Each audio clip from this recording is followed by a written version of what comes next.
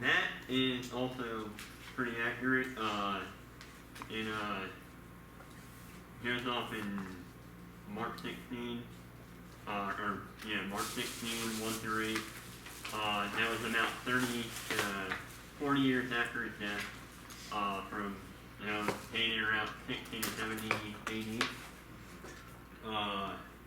That there was no body in the tomb. It's pretty undisputed on that.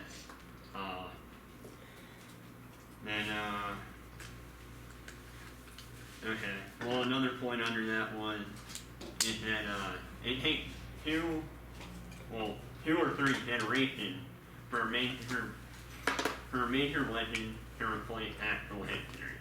So you have the event that actually happened, then you have like Jesus' son, and then Jesus' son's son, and then Jesus' son's sons, and then right around this son's son, you would have it actually become some sort of legend or some sort of fiction is how it would be. But he is putting under that in order for that to make sense. Maybe somebody else. All four Gospels and Paul's writings make reference to it. Make reference to him being buried and dying on a cross. Enemies actually even acknowledge the fact that there was an empty tomb, as we saw last night. I guess I can touch on that some more. But in Matthew 28, 11 to 15, the chief priest and the elders told soldiers to spread the word that the body was stolen. So that is obviously Matthew was a first-hand account. So that is more evidence that an eyewitness account, so that is more evidence that the body was actually called. And just like they weren't actually, there was the body and no one was bringing it up. And actually, one of the people that touched on this was Michael Grant of Cambridge. That if we were using the same sources for other ancient literary sources, then this one would prove valid. The Gospels would prove valid. So, all that was necessary to destroy, all that was really necessary to destroy the religious movement was to produce Jesus' body. You produce Jesus' body, and Jesus is obviously not raised from the dead. We're really just back in Judaism again. Alright. So, the Gospels contain numerous references to seeing, talking, eating, and touching resurrected Jesus. Now, some historians view the Gospels as legendary, or they view them as fiction. A way to get around that is obviously Paul in Corinthians again, which we should probably actually read, which is dated 56 to 57 BC. Legends don't emerge until everyone's actually dead. So, and obviously Paul was alive during that time. So eyewitness accounts, well, not eyewitness, but he had eyewitness accounts by a third party. Jewish leaders were converted to believe in and worship Jesus. Is the fourth point on the historical truth. And this can be seen by Paul on his road, all of a sudden had gigantic religious experience, turned around, and started following Christ, where he was actually persecuting beforehand. So now this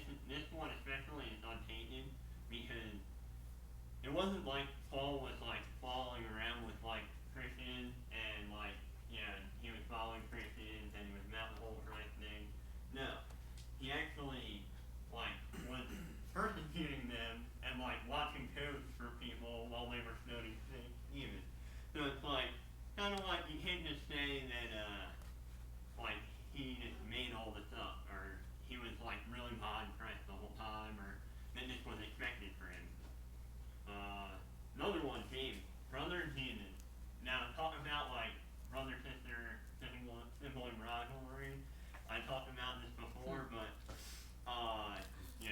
James obviously in the shadow of his older brother Jesus. I don't know, there might be a little jealousy there. But he did not become a follower of Christ until after the resurrection.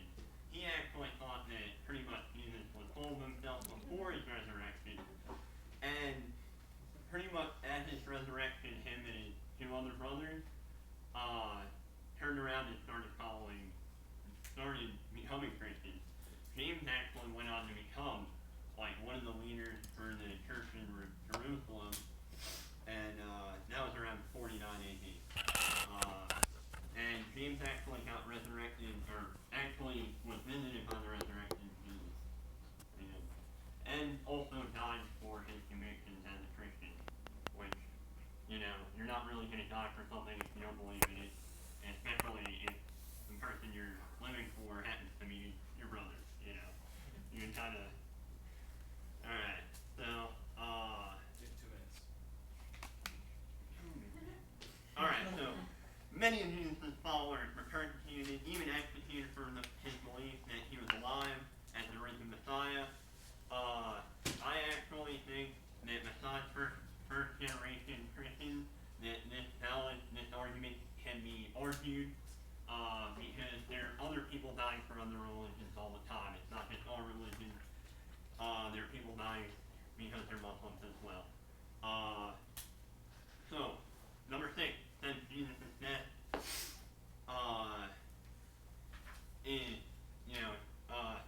since Jesus' death, people have had a religious experience with Jesus in his resurrected body. They were, he appeared to the apostles, he appeared to Paul, he appeared to around 500 all at once. Obviously, and even over a quarter of non-Western Muslim converts were because of dreams and visions of the resurrected Jesus. So, naturalistic causes. Reasons why Jesus' body might have been misplaced. Well, let's hold it on that. I'm going to get to that later anyhow. Give us your take on how you feel about the chapter. What's your response to it? My response? Yeah. So it was difficult, you thought it was easy, you thought it was helpful, you thought it needed work. How did you feel about it? It was great. I felt like some of his arguments might have been kind of few holes in them. Okay. And I don't think that I probably would have wrote something good. The part where he's like, because Jesus is raised from the dead, therefore he's God. Did you like that part? No, I didn't really like that part. I wasn't really about that, but I thought that he struck a lot of valid points. I felt like him going in a full circle on, the option of the divine miracle in the last step. Yeah. That might not have worked. Let me turn to that really quick. I think it's page 171. 169. 169? Yeah, I wasn't a really big fan of that.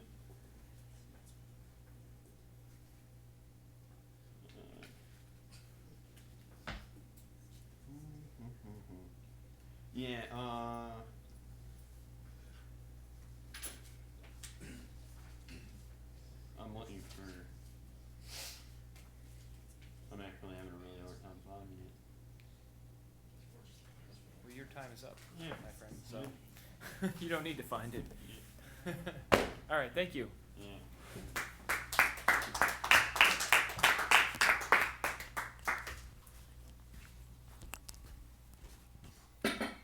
All right.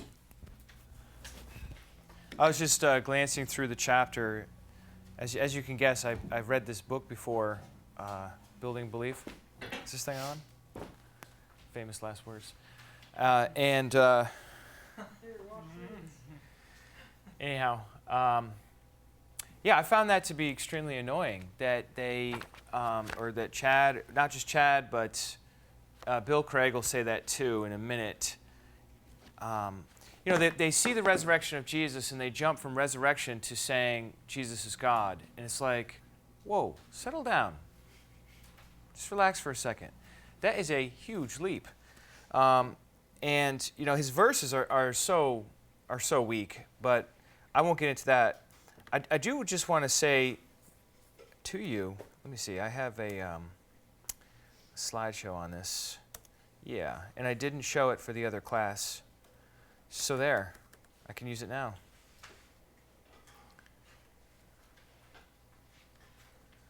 All right. Typically, people will look at the statement of Thomas in John 20:28 to say, when somebody sees that Jesus was raised from the dead, their immediate conclusion is that Jesus is God. Okay? However, Thomas's statement does not actually prove that at all. Thomas's statement proves that he believes that Jesus is God's agent. And sometimes in the Bible, agents or representatives are called God because they're standing in for God. Let's think about resurrection for a moment, okay? And then we'll get into our video. Resurrection implies mortality. Why does resurrection imply mortality? Because only dead people can be raised from the dead, right? So if you are raised from the dead, you have to be immortal. A mortal. But if you have mortality, then you're not deity. You're not a God. And a scripture to keep in mind is 1 Timothy 6:16, which says that God alone possesses immortality. All right? So if God possesses as part of his nature the property of not being able to die, and Jesus died, where does that leave you with Jesus? I mean, I would say I would say the resurrection implies mortality. Mortality implies that you're not a God. So the resurrection, I think, actually fights in the opposite direction of believing Jesus is God. And that, and the other fact is the standard theological implication believers drew from the historical resurrection of Christ is that he is Messiah. Over and over again in all these scriptures from Acts, what you see is they point to the resurrection as proof that Jesus is Messiah. Now, Messiah and God are two totally different categories. Messiah is the one God anoints to rule on the throne of David over the world. God is a whole nother category of being and existence. You see what I'm saying? So I don't think it at all follows that resurrection implies deity. I think resurrection implies non-deity because it implies mortality. And the scriptures are actually typically say that resurrection proves, at least in the preaching, resurrection proves that he's Messiah. So I just wanted to throw that out there. And now I thought we could watch a video. Now, it's important that you take notes during this video because I'm still giving you a quiz. All right? And in particular, I'm not going to tell you everything that's on the quiz, all right? Because I feel like, in a sense, that would be a little too easy, a little unethical, etc. And so on.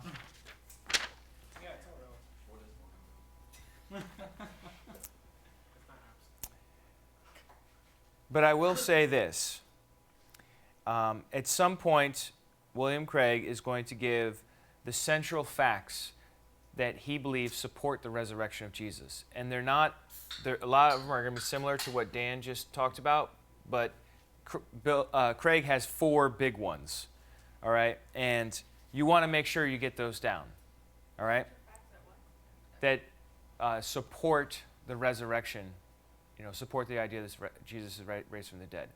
Now, I don't know if you know this, but there are a lot of people out there that don't believe the Bible's true. And what these people do is dismiss any statement that says that God raised Jesus from the dead because they're like, oh, well, the Bible says that, and the Bible's not true, so why should I believe it?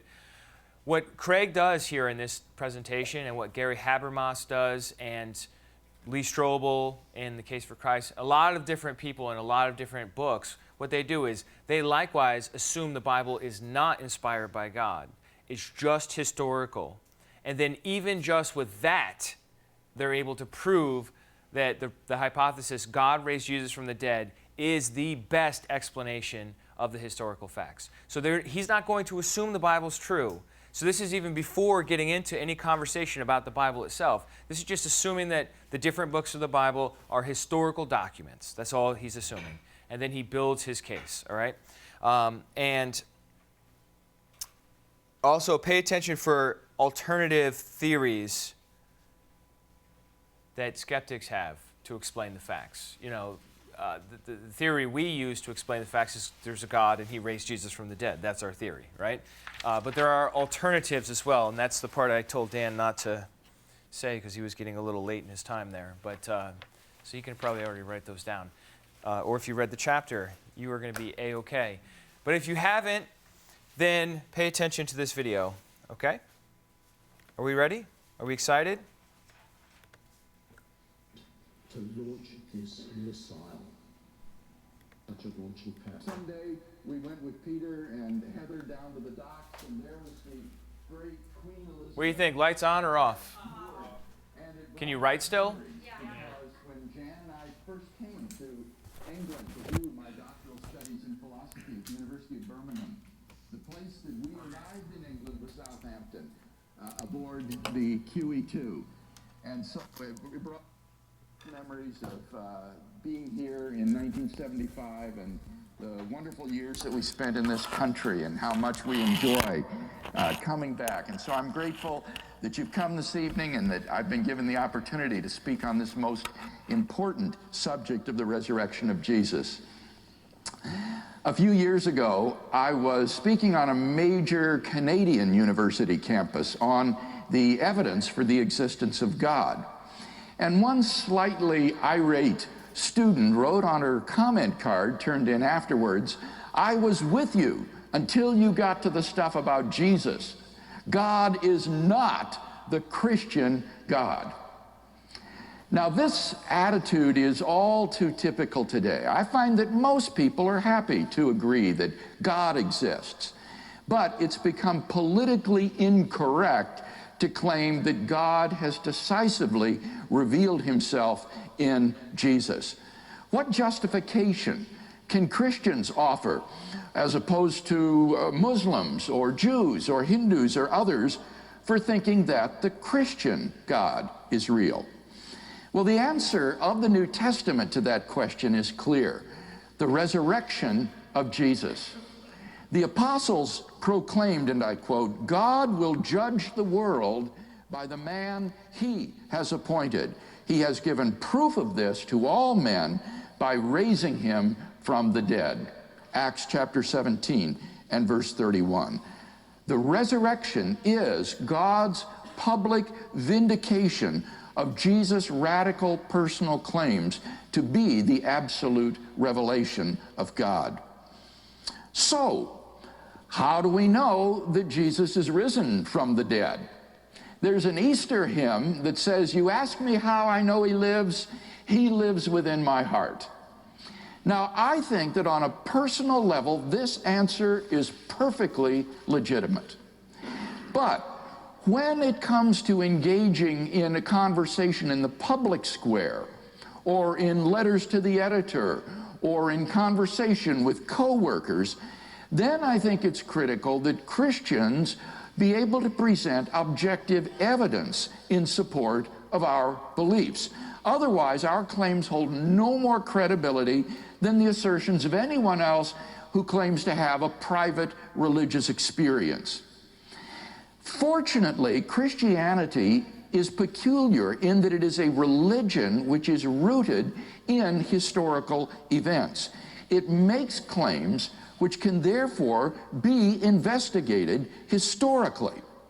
Suppose then that this evening we agree to approach the documents of the New Testament not as inspired holy books, but rather simply as a collection of documents written in the Greek language, handed down out of the first century, telling this remarkable story about this man, Jesus of Nazareth, without any assumption whatsoever as to their reliability, the same way we would approach other ancient documents for history. You might be surprised to learn that when ancient historians approached the New Testament documents with this attitude that the majority of scholars today accept the central facts undergirding the inference to the resurrection of Jesus. And I want to emphasize that I'm not talking here about conservative scholars or evangelical scholars. Rather, I'm talking about the broad mainstream of critical, historical, New Testament scholarship today. The work that is done by professors who teach at secular universities and non-evangelical theological colleges. Amazing as it may seem, most of them have come to agree with the historicity of the central facts undergirding the resurrection of Jesus. And these are listed on your handout for your convenience. These facts are 4 in number. Fact number 1, after his crucifixion, Jesus was buried in a tomb by a member of the Jewish Sanhedrin named Joseph of Arimathea. Now, this fact is important because it means, contrary to the claims of radical critics like John Dominic Crossan of the Jesus Seminar, that the location of Jesus' burial site was known in Jerusalem to both Jew and Christian alike. This fact is highly significant because the disciples could never have proclaimed the resurrection of Jesus in Jerusalem in the face of a tomb containing his corpse. New Testament scholars have established this fact on the basis of evidence such as the following 4 points, which I shall highlight. Number 1, Jesus' burial is attested in the very old tradition which is handed on by Paul in his first letter to the church in Corinth, Greece. In chapter 15, verses 3 to 5, Paul writes as follows: "For I delivered to you as of first importance what I also received."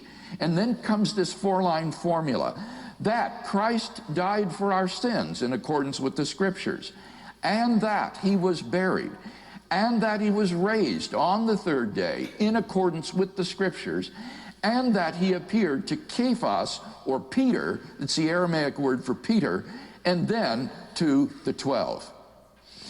Paul uses here not only the technical rabbinical terms for received and delivered with regard to the information that he's passing on to the Corinthians, but verses 3 to 5 are a highly stylized 4-line formula which is replete with non-Pauline characteristics. This has convinced all scholars that Paul is, just as he says, quoting from an old tradition which he himself received and then in turn passed on to his converts in Corinth. This tradition probably goes back at least to Paul's fact-finding journey to Jerusalem around AD 36, when he spent 2 weeks with Peter and with James in Jerusalem. Now, when you recall that Jesus was crucified around AD 30, that means that this information goes back to within the first 5 years after Jesus' crucifixion. So short a time span and such personal contact in this case make it idle to talk of legend with regard to the information in this formula. Secondly, the burial story of Jesus is part of a very old source used by Mark in writing his gospel. When you read the Gospels, you find that they tend to consist of brief snapshots of Jesus' life and ministry, which are only loosely connected, rather like pearls on a string, and not always chronologically arranged. But when we come to the so-called Passion story, the story of the final week of Jesus' suffering and death, then we do have one smooth, continuously running narrative. This suggests that the Passion story was one of Mark's sources that he used in writing his gospel. Now, most scholars already think that Mark is the earliest of the four Gospels, and obviously his passion source must then be even earlier still, some of the earliest material in the New Testament. Comparison of the narratives of the four Gospels with each other show that their accounts do not diverge from each other until after the burial story. They are in agreement right up through the burial account. This implies that the burial account is part of that pre-Markan passion source that Mark used in writing his gospel. So we have here independent, early attestation of the fact of Jesus' burial in this pre-Markan passion source, in addition to the early information that is mediated by Paul in his tradition handed on to the Corinthians.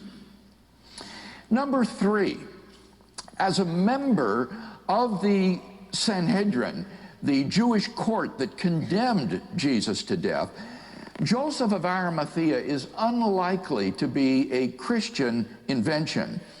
There was a very strong resentment in the early Christian church toward the Jewish leadership responsible for the condemnation of Jesus. They had, in effect, engineered a judicial murder of Jesus of Nazareth. And therefore, it's highly improbable that Christians would invent a member of the very court that condemned Jesus to death who would give him a proper burial instead of allowing his body to be disposed like a common criminal. And therefore, most scholars think we actually know the identity of the person who buried Jesus of Nazareth, namely Joseph from Arimathea. Fourth, no competing burial story exists. If the burial story about Joseph were fictitious, then we would expect to find either some other historical trace of what actually happened to Jesus' corpse, or at least some competing legends of what happened. But all of our sources are unanimous in ascribing to Joseph the honorable interment of Jesus in the tomb. For these and several other reasons, the vast majority of New Testament scholars today concur that Jesus of Nazareth was in fact buried in a tomb by Joseph of Arimathea. According to the late John A.T. Robinson of Cambridge University, the burial of Jesus in the tomb is one of the earliest and best attested facts about Jesus. Fact number two, on the Sunday morning following his crucifixion, Jesus' tomb was found empty by a group of his women followers. Among the reasons that have led most scholars to this conclusion are the following 5 points. Number one, the empty tomb story is also part of the pre-Markan passion source and therefore very early. The passion source used by Mark did not end in defeat and death with the burial story. Rather, it ends with the empty tomb account, which is grammatically one piece with the burial narrative. Secondly, the old tradition cited by Paul in his first letter to the church in Corinth implies the fact of the empty tomb. For any first century Jew to say, as this formula did, that he was buried and that he was raised would imply that an empty grave was left behind. Moreover, the expression, he was raised on the third day, probably derives from the date of the women's visit to the empty tomb on the third day in Jewish reckoning after Jesus' crucifixion. The four-line tradition which Paul cites summarizes both the passion narrative in the Gospels as well as the early apostolic preaching in the book of Acts. And significantly, what corresponds in each to the third line of the formula and that he was risen, in both cases is the narrative and proclamation of the empty tomb. Thirdly, Mark's story of the empty tomb is simple and lacks signs of legendary embellishment. All one has to do to appreciate this point is to compare Mark's account to the accounts which are found in the later apocryphal Gospels. These are forgeries that arose during the centuries following the appearance of the New Testament. These do contain all sorts of wild, legendary accounts about the resurrection. For example, in the so-called Gospel of Peter, which is a forgery from the second half of the 2nd century after Christ, the tomb is surrounded not only by a Roman guard, but also by all of the chief priests and the Pharisees, as well as a huge crowd of people from the surrounding countryside who have come to watch the tomb. Suddenly, during the night, a voice rings out from heaven, and the stone over the door of the tomb rolls back by itself. Then 2 men are seen descending out of heaven and entering into the tomb. Then 3 men, gigantic figures, come out of the tomb. The heads of 2 of the men reach to the clouds. The head of the 3rd man overpasses the clouds. And then a cross comes out of the tomb, and a voice from heaven asks, "Hast thou preached to them that sleep?" And the cross answers, "Yea." Now, these are how real legends look.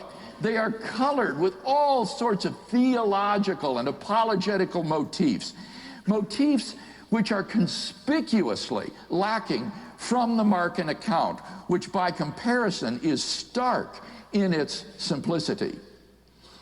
Number 4, the fact that women's testimony was less trustworthy than that of men in 1st century Palestine counts in favor of the women's role in the discovery of the empty tomb.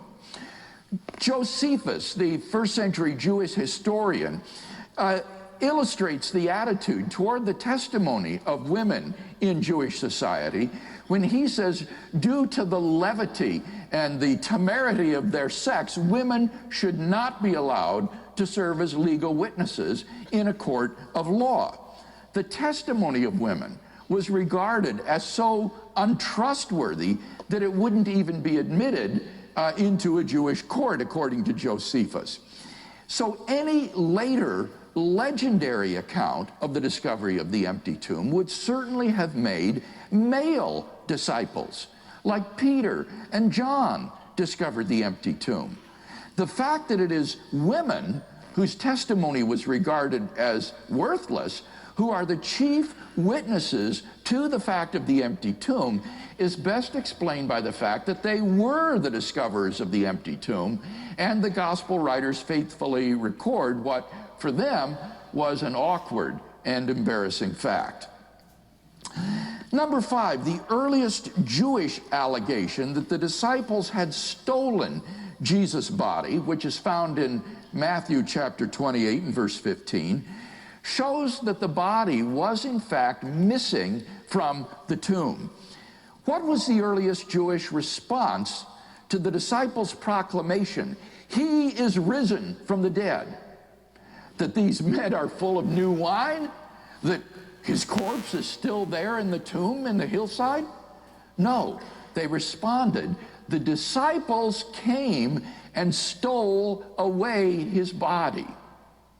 Now think about that. The disciples came and stole away his body.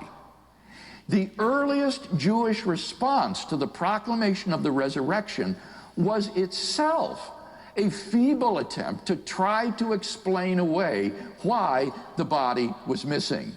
And thus we have evidence for the empty tomb, which is absolutely top drawer, because it comes not from the Christians, but from the very opponents of the early Christian movement. Now I could go on, but I think that enough has been said to indicate why, in the words of Jakob Kramer, an Austrian specialist, and I quote, "By far most exegetes hold firmly to the reliability of the biblical statements about the empty tomb." Fact number 3, On multiple occasions and under a variety of circumstances, different individuals and groups of people experienced appearances of Jesus alive after his death. This is a fact which is universally acknowledged today by New Testament scholars for at least the following three reasons. Number one, the list of eyewitnesses to Jesus' resurrection appearances, which is quoted by Paul in 1 Corinthians 15, guarantees that such appearances occurred.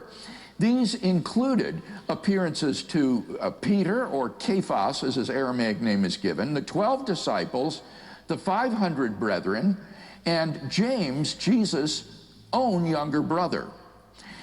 Secondly, the appearance traditions in the Gospels provide multiple independent attestation of these appearances. This is one of the most important earmarks of historicity, multiple early independent attestation. For example, the appearance to Peter is independently attested by Luke and Paul. The appearance to the 12 is independently attested by Luke, John, and Paul. We also have independent witness to Galilean appearances in Mark, Matthew, and John, as well as independent traditions of appearances to the women in Matthew and John. Thirdly, certain appearances have earmarks of historicity. For example, we have very good evidence in the Gospels that neither James nor any of Jesus' younger brothers were believers in Jesus during his lifetime.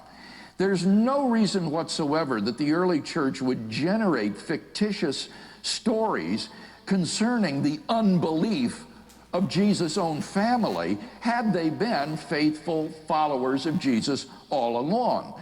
And so it's reasonably certain historically that neither James nor his other brothers were followers of Jesus during his lifetime. But it is equally indisputable that James and his brothers did become active Christian believers following Jesus' death. James was considered to be an apostle in the early church, and he eventually rose to the position of sole leadership of the Jerusalem church. In fact, according to the first century historian Josephus, whom I alluded to before, James was martyred for his faith in Christ in the AD 60s during a lapse in the civil government. Now, think about that. Most of us have brothers. What would it take to convince you that your brother is the Lord so that you would be willing to die for this belief? Can there be any doubt that the reason for this remarkable transformation in James is because, in Paul's words, then he appeared to James. Even Gerd Ludemann, who is the leading German New Testament critic of the resurrection today, himself admits, and I quote, "It may be taken as historically certain," and those are his words, not mine, "as historically certain that Peter and the disciples had experiences after Jesus' death in which Jesus appeared to them as the risen Christ." Finally, fact number 4, the original disciples believed that Jesus was risen from the dead despite their having every predisposition to the contrary. Think of the situation the disciples faced following Jesus' death. Number one, their leader was dead. And Jewish messianic beliefs had no idea of a Messiah who, instead of triumphing over the enemies of Israel, would be shamefully executed by them as a common criminal. The Messiah was supposed to throw off Israel's enemies, and in this case that meant Rome, and reestablish the throne of David in Jerusalem, to which Jew and Gentile alike would be subject, not to suffer defeat at the hands of the Gentiles and suffer the ignominious death of a common criminal. Secondly, according to Jewish law, Deuteronomy 21:23, Jesus' execution as a criminal showed him out to be a man literally under God's curse. You see, the catastrophe of the crucifixion for these early disciples was not simply that Jesus was dead, that their leader and friend was gone, but rather that according to Jewish law, the crucifixion showed in effect that the chief priests and the Jewish authorities had been right all along, that they had been following a heretic, a man literally accursed by God.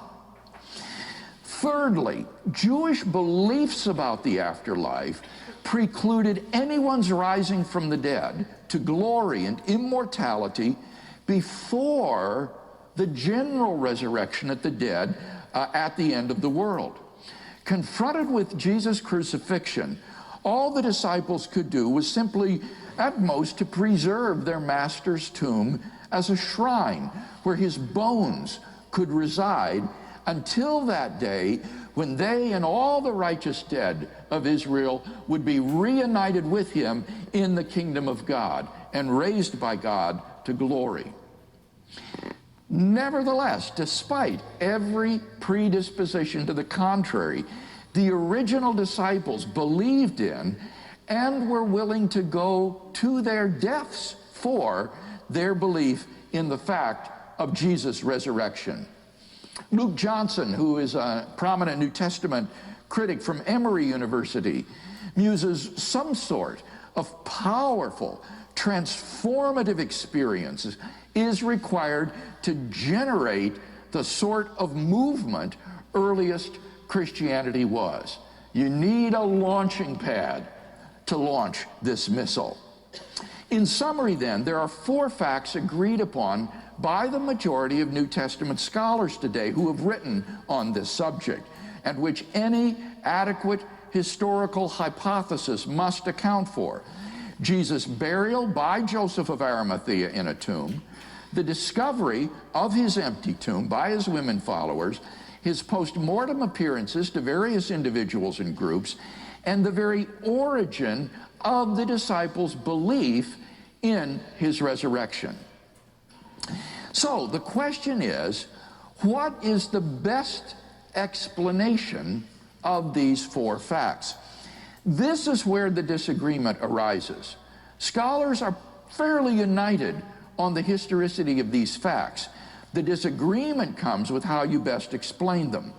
Most scholars, I think, would probably simply remain agnostic about this question.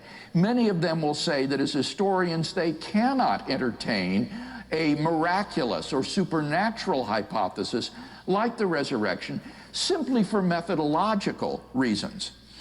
But the Christian can maintain that the hypothesis that best explains these facts is that God raised Jesus from the dead. In his book, Justifying Historical Descriptions, the historian C.B. McCullough lists 6 tests which historians use in determining what is the best explanation for a given body of historical facts. And I believe that the hypothesis, God raised Jesus from the dead, passes all of these tests. Number 1, it has great explanatory scope. It explains why the tomb was found empty, why the disciples saw post-mortem appearances of Jesus, and why the Christian faith came into being. Second, it has great explanatory power. It explains why the body of Jesus was gone, why people repeatedly saw Jesus alive despite his earlier public execution, and so forth. 3, it is plausible. Given the historical context of Jesus' own unparalleled life and claims, the resurrection serves as a divine confirmation or vindication of those allegedly blasphemous claims for which he was crucified. Number 4, it is not ad hoc, that is to say, contrived. It requires only one additional hypothesis, and that is that God exists. And that needn't even be an additional hypothesis if you already believe that God exists. And I think that we do have sound philosophical arguments for the existence of God. Number 5, it is in accord with accepted beliefs. The hypothesis, God raised Jesus from the dead, doesn't in any way conflict with the belief that people don't rise naturally from the dead. The Christian accepts that belief as wholeheartedly as he accepts the hypothesis that God raised Jesus from the dead. And finally, number 6, it far outstrips any of its rival hypotheses in meeting criteria 1 through 5. Down through history, various alternative explanations of these 4 facts have been offered. For example, the conspiracy hypothesis, that the disciples stole the body of Jesus and lied about the resurrection appearances. The apparent death hypothesis, that Jesus was taken down from the cross alive and somehow escaped from the tomb and presented himself to the disciples. The hallucination hypothesis, that the disciples hallucinated post-mortem visions of Jesus and so forth. Such hypotheses, however, have been nearly universally rejected by contemporary scholarship. None of these naturalistic hypotheses succeeds in meeting the 6 criteria as well as does the resurrection hypothesis. Now, this puts the skeptical critic in a rather desperate situation. For example, a few years ago, I had a debate on the resurrection of Jesus at the University of California with a professor who had written his doctoral thesis on the evidence for the resurrection. He was thoroughly familiar with the evidence, and he could not deny the facts of the honorable burial, the empty tomb, the post-mortem appearances, or the origin of the disciples' belief in Jesus' resurrection. And so his only recourse was to come up with some alternative explanation of these facts. And so he argued that Jesus of Nazareth must have had an unknown identical twin brother who was separated from him at birth, who grew up independently, no one knew about him, but who came back to Jerusalem just at the time of the crucifixion, stole his brother's body out of the tomb, and presented himself to the disciples, who mistakenly thought that Jesus had risen from the dead. Now, I'm not going to go into how I went about refuting this theory, but I think that the example is instructive because it shows to what desperate lengths skepticism must go in order to explain away the evidence for the resurrection of Jesus. In fact, did you know that the evidence is so powerful that one of the leading Jewish theologians of today, the late Pinchas Lapid, who taught at Hebrew University in Jerusalem, Jewish theologian, declared himself convinced on the basis of the evidence that the God of Israel raised Jesus of Nazareth from the dead. Now, if this is right, it has profound implications. The significance of the resurrection of Jesus lies in the fact that it's not just any old person that has been raised from the dead, but it is Jesus of Nazareth, whose crucifixion was instigated by the Jewish leadership because of his blasphemous claims to divine authority. If this man has been raised from the dead, then the God whom he allegedly blasphemed has publicly and unequivocally committed himself to him and vindicated those claims. The resurrection of Jesus is God's divine confirmation of Jesus' claims to have divine authority and to be the absolute revelation of God. Thus, in an age of religious pluralism and relativism, the historical evidence for the resurrection of Jesus constitutes, I think, a solid rock on which Christians can take their stand on God's decisive self-revelation in Jesus.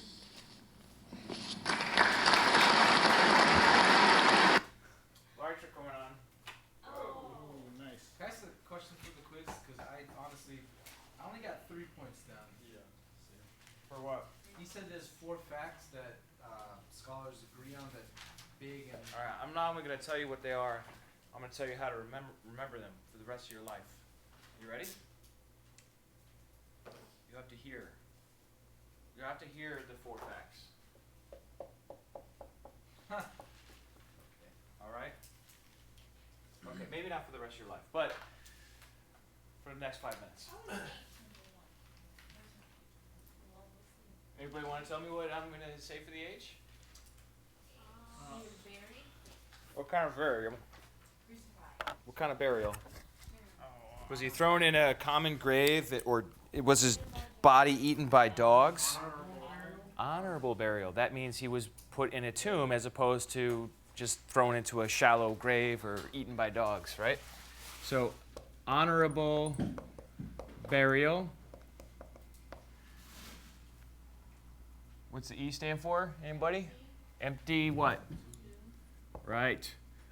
So, the honorable burial tells us that we know where he was buried, right? Because it was in an actual tomb and not just like cast out somewhere with a bunch of other people. Empty tomb tells us that, you know, like if you went to the grave, he wasn't there. It's kind of important if he's claiming to be resurrected, right? Appearances.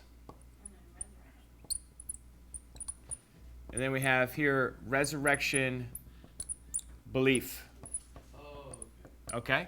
And so the appearances are, you know, that the various individuals and groups of people say they saw him. You know, whether they actually saw him or not is a separate issue, but they say they had experience in which he appeared to them. And then you have a number of people who believe that Jesus is raised from the dead, and it's actually a very strange thing to believe. We're going to look more at that in just a little bit here.